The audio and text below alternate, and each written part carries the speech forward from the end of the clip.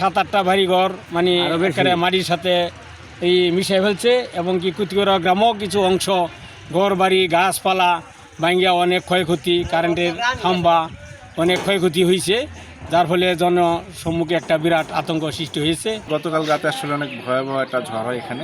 তো ওই ঝড়ে আমাদের 33 কেবি যে মূল লাইন, সেখানে 3টা স্পটে 3টা খুঁটি পড়ে যায়, ভেঙে যায়, গাছ পড়ে। পাশাপাশি 33 কেবির অন্যান্য জায়গায় 10 থেকে 15টা পয়েন্টে গাছ পড়ে, যেটা আপনি দেখতে পাচ্ছেন সেখানে গাছ পড়ে ভেঙে যায়।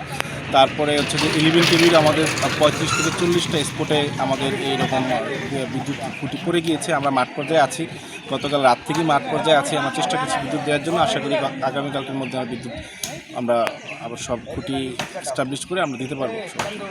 ওরাই লোক আছে, তখন তো আর উপায় নেই কোনো, বৃষ্টি হলে তো আর ভর্তি আছে।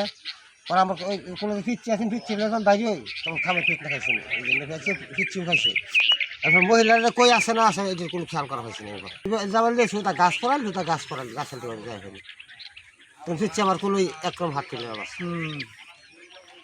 ভাই সেই যে এই অবস্থাটা তারা তারপরে ওই জামা নাই যে একটা খাস করতে যেমন ফেরে থাকি অন্ত হোক বড্ডা মাথা বাড়ি 1 থেকে 1.5 লাখ টাকা মাল মতো ঘর লইয়া তখন তো আমার এক সন্ধ্যা খাবার এটা তো নাকি আমি কীভাবে চললাম, এটা সরকার যদি একটা আর্থিক সহযোগিতা করতো তাহলে এটা আমরা সুবিধা হইল।